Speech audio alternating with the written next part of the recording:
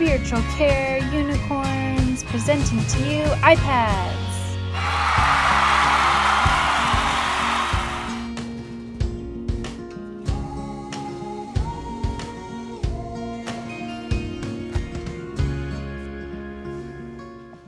How to use an iPad.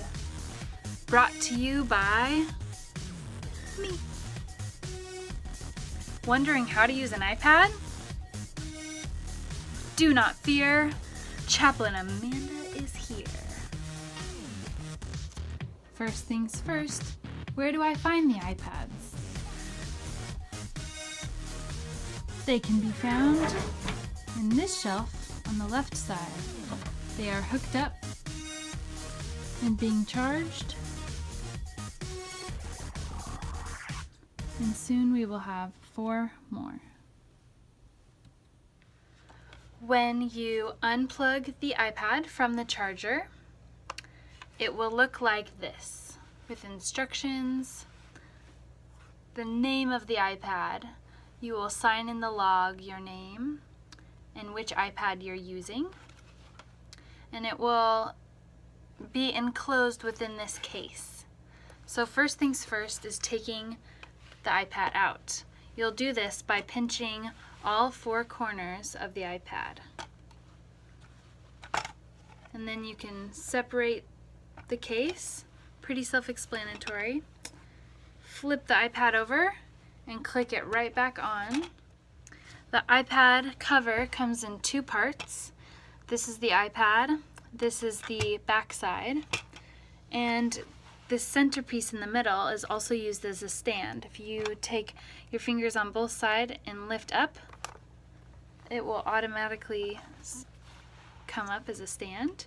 And you can place the iPad gently on this side, and then it will stand straight up. This could be good for patients that are sitting in bed and do not have mobility, or they're able to hold the iPads for a long period of time. You can also place the iPad on the other side for someone that may want to have it in their lap. Once you have the iPad in its case, you're going to want to turn the iPad on. It should be black, have a black screen.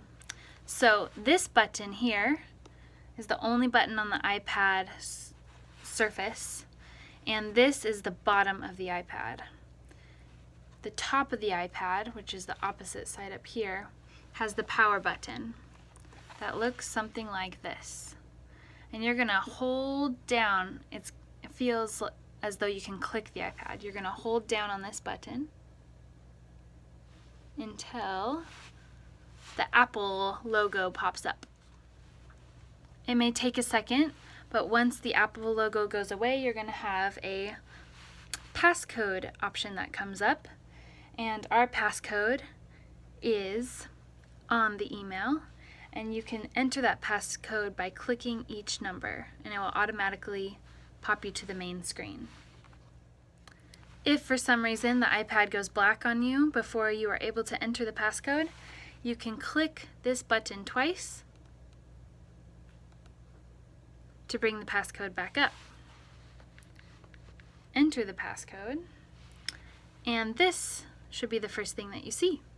These are all apps, which is another way of saying a tab on your internet. These are different options that you can use on the iPad. To do video chat with patients and families, they have 3 options on this iPad. First is FaceTime. So in this first screen that you have, there'll be FaceTime. To use FaceTime, you click the button, FaceTime, and then you are going to enter, you'll have a video that comes up, and it's going to ask you for an Apple ID. The Apple ID can be found also in the email that David sent you. Hiccup. Once you enter the Apple ID, this will pop up. It will start to say signing in. If it says the password is incorrect, go back and make sure you have added the periods and @ sign to the Apple ID login.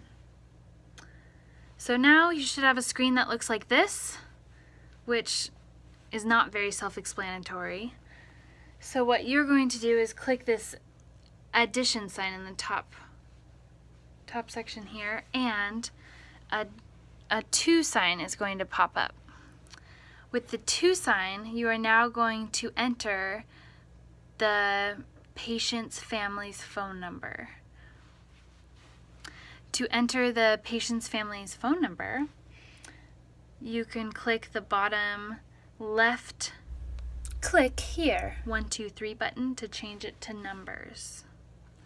And you can also click back for letters, bottom left. Pretty easy. So there are 3 other video chat options. If the family does not have an iPhone or an iPad, they have an Android or just a home phone, and they're using their laptop, you can swipe over. iPads are pretty easy to use after you get used to them. So swipe over and another set of apps will pop up. And we have Skype, Google Duo, and Zoom.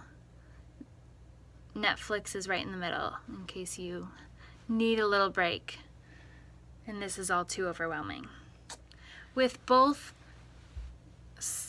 Google Duo and Zoom, once you've clicked on the option, you are going to then, a screen is going to pop up asking you to access the microphone and the video camera. It is important to allow the microphone and video camera to turn on by clicking allow.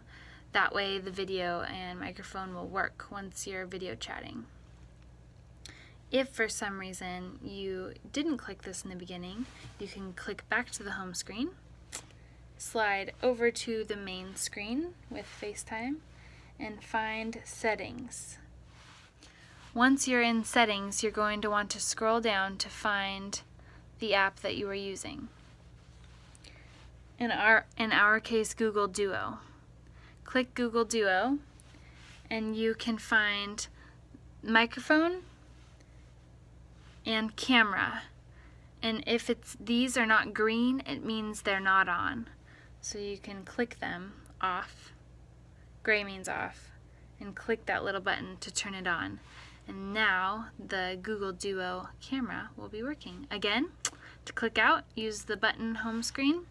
Swipe over to Google Duo, log back in, and this is going to ask us to sign in again using the email that David sent.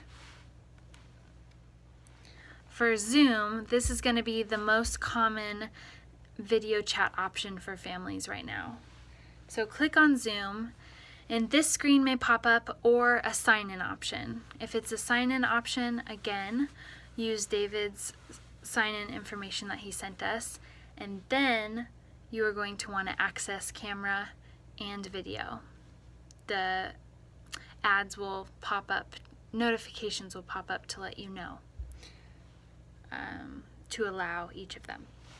And then you're going to have a screen that looks like this, and on this screen you are in charge. You're going to want to click New Meeting. So New Meeting and then Start Meeting. And then the video will pop up, and it's going to ask you if you want to use dial-in or internet audio. Use internet audio. The next thing you're going to want to do is go up to Participants, and you're going to want to go to Invite. This might all feel very overwhelming. Maybe even like a whirlwind. And that's because it is. Learning something new is very tumultuous, overwhelming, exhausting, challenging, but we've all been there, and we're in this together. On a serious note, to invite family and friends to the Zoom chat meetings, you're going to have to go onto your email inbox and find the email that I sent regarding iPad video chats with families. subject headline. Video interruption brought to you by SpectraLink phones. An easy way to get a hold of staff, families, and patients. One click away. SpectraLink. But on a serious note, go take a bathroom break. Get yourself some water, grab some popcorn so you can make it through the rest of this video. Okay, so the next option you also have on the iPad is In Demand, which is our translation services. We have a whole bunch of iPads that are accessible, and now it's easier for us to be able to use the interpreter services as well. So to use them, you're going to want to find In Demand on the first screen that pops up on the iPad. Click the little app and a whole bunch of languages are going to pop up. First thing you're going to want to do is scroll through and find the language that you need to use. Now, an important note is as soon as you click on that language, it's going to automatically video call that interpreter. It's pretty easy, quick, and simple. So don't mess around too much. If anything, you need to exit out, click the home button, and you can start over. You also have different options if you just want to do voice and not video chat, but you're going to have to change the options down here before clicking the language. And don't panic if you call an interpreter by accident. You can always hit the red end button up in the right corner. And now to turn off the iPad, you're going to first, whatever app you're in, you're going to want to click the home button to exit, and the screen should look like this. And then you're going to want to click the power button again, but you're going to want to hold down on that power button until this pops up, which says slide to power off. Then you're going to take your finger and follow the slide button, and now the iPad is off. It is important to take the iPads again out of the cover and flip it to keep it nice and safe so that the screen is not exposed and no dust, dirt, anything else gets on the iPad. At the end, it should look like this, all wrapped up again, and you can put it back onto the shelf, bottom up, so that you can put the charger right here in place to have it charged for the next person. And that's a wrap. Thanks for watching. And if you have any questions, don't hesitate to ask. Email myself, David, or Courtney. If you have never used an iPad before, do not let that deter you. Using an iPad can be overwhelming. It's new technology.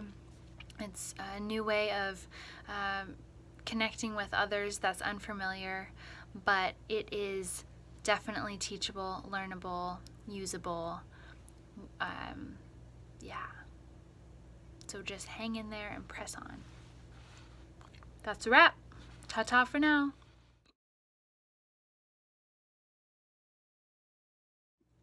And if you have never, it is going to tell you if it's available or not.